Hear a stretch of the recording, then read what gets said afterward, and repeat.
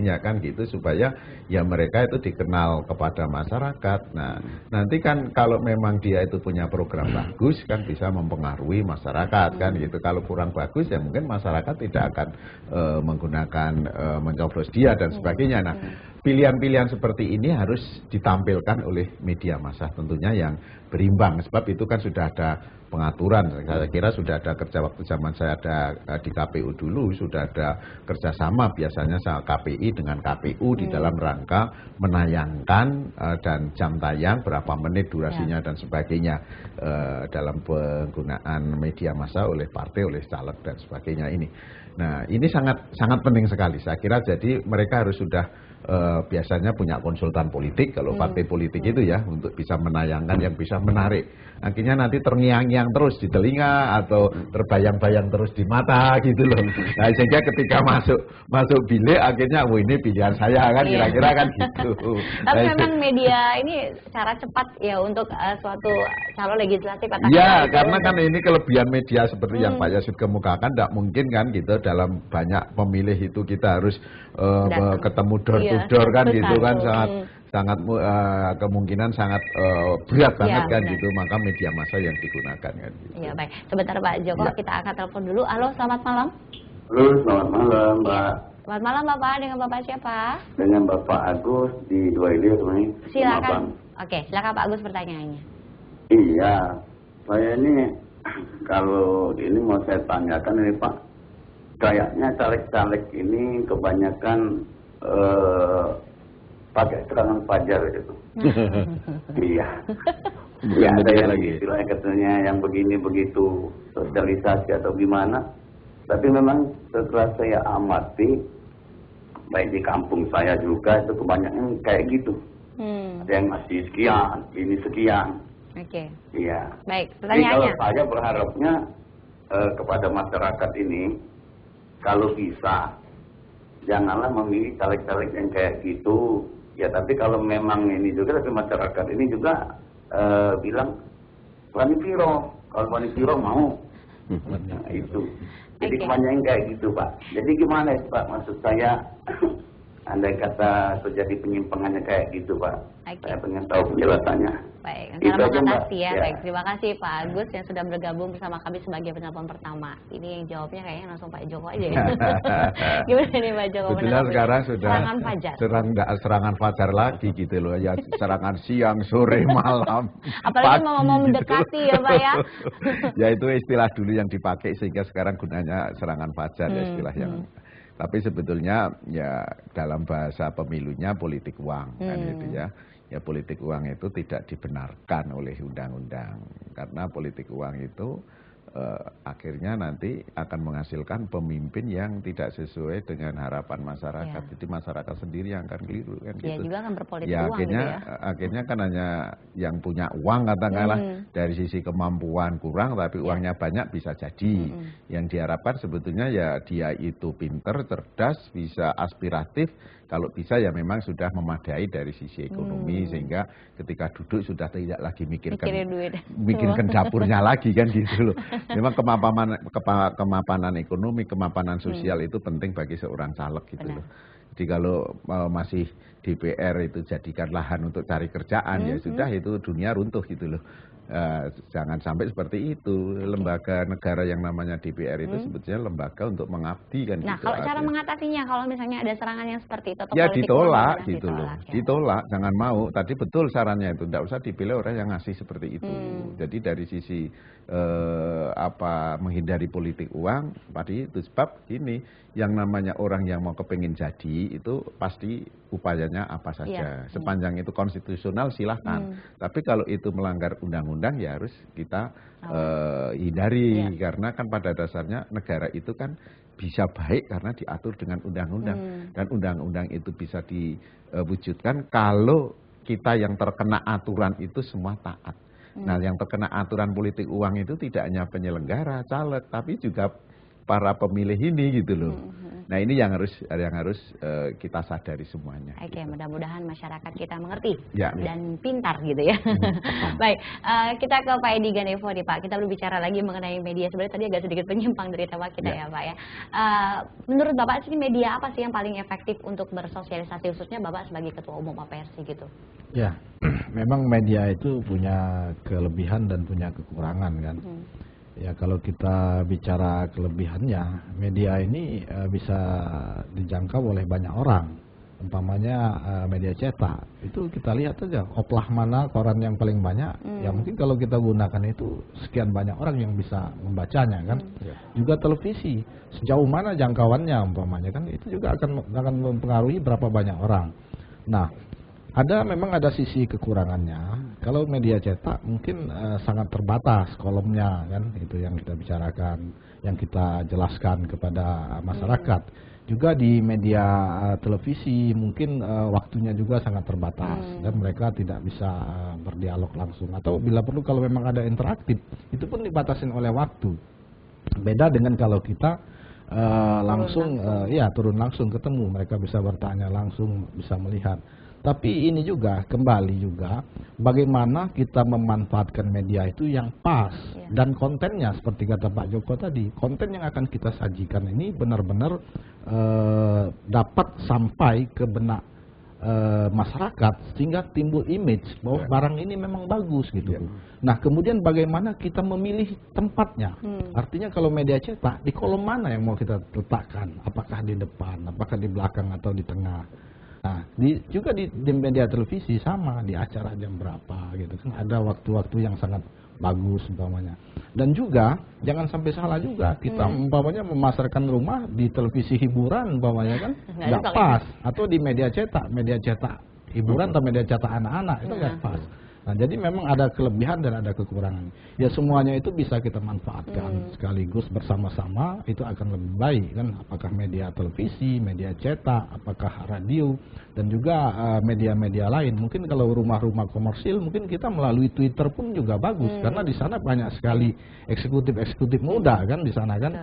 Nah ini menurut saya bagaimana cara kita memilih dan menempatkan apa yang akan kita sampaikan kepada masyarakat. Jadi masing-masing media mempunyai peran dan fungsi masing-masing gitu ya Pak ya. Jadi memang disesuaikan mau kemana, mau kita sosialisasi dengan yang bagaimana gitu ya. Jadi memang medianya harus disesuaikan. Baik, yang pasti pemirsa masih kami nantikan untuk Anda bergabung bersama kami, dan kami akan kembali usai jeda pariwara berikut. Tetap bersama kami di Dialog Interaktif.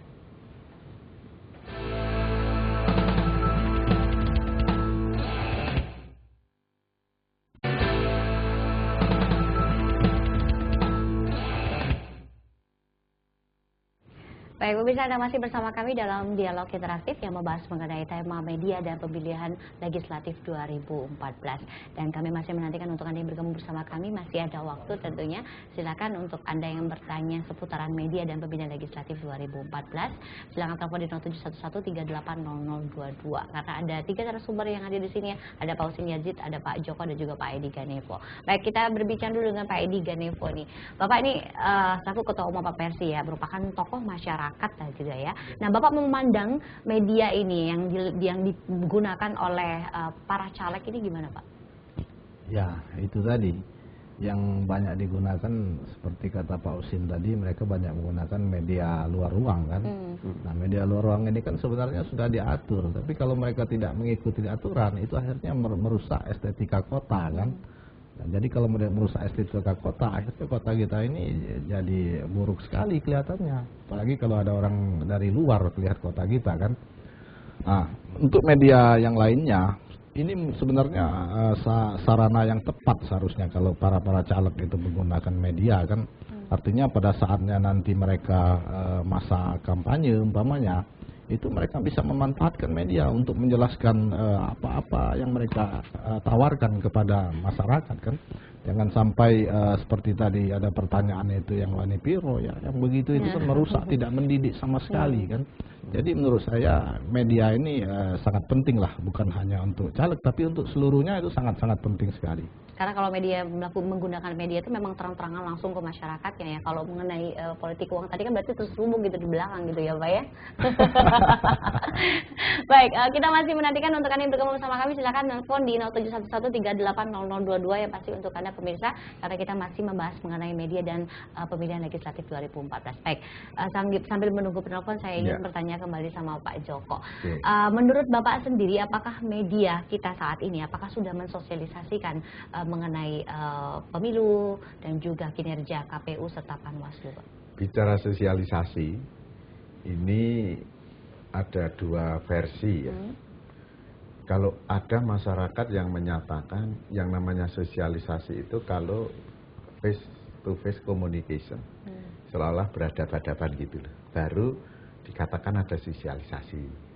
Pernah saya katakan kan gitu, ketika ada orang ditanya, Ibu sudah pernah sosialisasi? Belum. Nah Ibu tahu dari pemilu 9 April mana? Dari televisi. Nah dia tidak paham bahwa sebetulnya sosialisasi sudah dilakukan oleh televisi.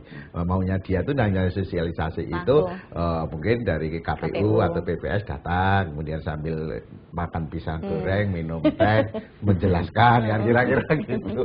Itu versi masyarakat seperti itu. Padahal di dalam era modern sosialisasi harus menggunakan media massa salah satunya kan gitu. Nah muatannya itu mestinya kan peserta yang harus, media kan hanya memfasilitasi kan gitu. Kalau memang perlu dia bisa memuat itu, tetapi sebetulnya ide sosialisasi itu juga dari penyelenggara maupun dari peserta. Baik, gitu. sebentar Bapak, karena sudah ada yang ingin bergabung bersama kita. Halo, selamat malam. Selamat malam Bu. Iya, selamat malam, dengan Bapak siapa? Apa Bu? Dengan Bapak siapa Pak namanya? Pak Adam dari SU1. Oke, silakan Pak Adam pertanyaannya. Yang jelas ke Pak Edi Kanipo, ini orang kami orang Palembang ini. Pak Edi Kanipo ini sering membangun jalan, ini Pak proyek-proyek juga. Iya, alhamdulillah orang kami Palembang ini. Nah ini Bu, kalau masalah tadi kata Bapak tadi yang masalah uang tadi, itu dunia kita ini untuk kota Palembang ini udah kotor Bu. Yang jelas dari wali kota sampai ke gubernur sampai ke daerah-daerah bupati itu seluruh itu memainkan uang semua. Jadi untuk caleg-caleg ini tertimpa bebannya saja. Jadi bebannya ditimpa seolah orang-orang ini kalau nggak ada uang nggak mau milih. Ya gitu kira-kira. Nah jadi kadang-kadang kita juga kadang nanyain, tolong bantu ini, ada uangnya enggak? Kira-kira gitu. Nah jadi seolah-olah ditanyakan uang yang didulu-dulukan. Jadi kita ini seolah-olah dari atas sampai ke bawah, sampai ke caleg, sampai ke dewan-dewan yang ada wakil-wakil rakyat ini. Nah, cuman saya tahu dengan Pak Edi Kanipo ini orangnya hanya kebijaksanaan, itu membangun pernah di 3-4 hulu ini, jalan, jembatan, cuman alhamdulillah untung tidak jadi. Oleh karena dia nggak jadi, ya dibangun aja sungainya, dipasang oleh perancang aja. Cuma perancangnya udah hilang semua, diambil orang. Pak Edi nggak ada tuntutan, ya alhamdulillah. Cuma sekarang dibangun oleh lagi dari Pemkot. Ya itu aja Bu, terima kasih. Terima kasih Bapak. Waduh ini langsung nih karena tujuannya udah langsung Pak Edi Kanipo. Silakan Pak Edi menanggapi Pak. Ya, jadi yang dikatakan tadi ya, memang tempo hari saya pernah terjun di kontraktor. Jadi memang ada pekerjaan-pekerjaan jalan itu yang ya kita memang daerah-daerah ya kita di samping itu ya kita memfasilitasi bagaimana masyarakat ini di daerah-daerah kumuh itu juga mendapatkan rumah. Memang kita pernah kerjasama dengan pemerintahan, kita membangun rumah-rumah murah untuk masyarakat berpenghasilan rendah ya, sehingga harga rumah itu terjangkau oleh mereka. Bagaimana kita membuatnya rumah itu terjangkau? Yaitu kita menggunakan atau mengupayakan, memperjuangkan supaya anggaran-anggaran dari pusat juga turun untuk membantu perumahan-perumahan tersebut, umpamanya masalah listriknya, masalah airnya, kemudian masalah jalannya seperti tadi yang dikatakan. Memang itu sudah kita bangun dan bukan hanya di Palembang sih, di tempat-tempat lain juga kita lakukan seperti itu.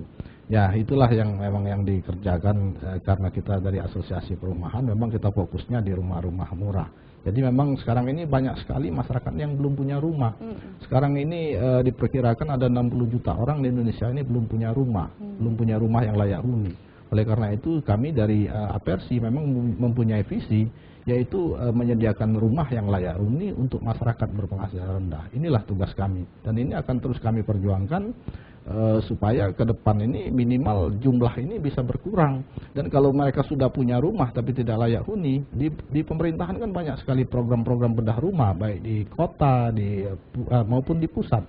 Nah, ini harusnya bisa kita sosialisasikan juga kepada masyarakat, karena di seluruh Indonesia termasuk di Palembang masih banyak sekali rumah-rumah yang tidak layak huni. Untuk itulah tugas daripada Jadi kami. memang sudah dari dulu Bapak sudah melihat kondisi daripada masyarakat Iya. yang memang masih banyak yang membutuhkan untuk mempunyai rumah Betul, sendiri gitu itu ya, di Pak, seluruh ya? Indonesia itu. Oke, itu makanya juga salah satu kerja daripada Apersi gitu Ya, ya, Pak, ya. Apersi, tugas Apersi. Baik, nah kalau Bapak melihat dari apa yang Bapak sampaikan tadi tentunya terhadap masyarakat dan juga untuk media. Nah, pernah Bapak mensosialisasikan bahwa memang ada beberapa masyarakat yang memang membutuhkan perumahan di media gitu supaya untuk pemerintah agar berpicu untuk membantu juga Apersi? Ya, kita pernah melakukan itu. Biasanya kita kemas dalam berita kan, karena kalau kita sengaja memasang iklan kan kita tahu sendiri biaya iklan. Tapi kita selalu dikemas dalam berita bahwa kita ada program rumah murah di sana di sini, dan ini mendapat subsidinya seperti apa, terus persyaratan mereka yang mendapatkan apa saja, umpamanya penghasilannya maksimal berapa, terus apa saja yang harus mereka siapkan. Itu sering sekali kita ini, bahkan hampir tiap hari kita ditanya oleh wartawan, dan ini bentuk daripada sosialisasi kita atau bagaimana kita menyampaikan kepada masyarakat melalui media. Tapi kadang-kadang pemerintah juga kalaupun sudah diberikan sesuatu yang di media tersebut juga kadang-kadang pura-pura tahu juga gitu ya, Pak ya? Ya, itulah kadang-kadang di rumah-rumah murah ini kan kadang-kadang mereka samakan dengan rumah komersil. Masalah perizinan rumah murah ini hampir sama dengan perizinan rumah komersil. Nah, kalau kita lihat secara persentase, maka rumah murah ini perizinannya sangat tinggi karena harganya kan murah. Sementara biaya perizinannya satu rumah murah sama dengan satu rumah komersil. Sementara harga rumah komersil kan sangat tinggi. Makanya ini jadi akhirnya masyarakat penghasilan rendah ini memberikan subsidi kepada masyarakat yang berpenghasilan lebih tinggi. Oke, baik. Terima kasih Pak Edi Ganevo. Dan ya masih pemirsa, mungkin ada satu segmen lagi nanti kami juga masih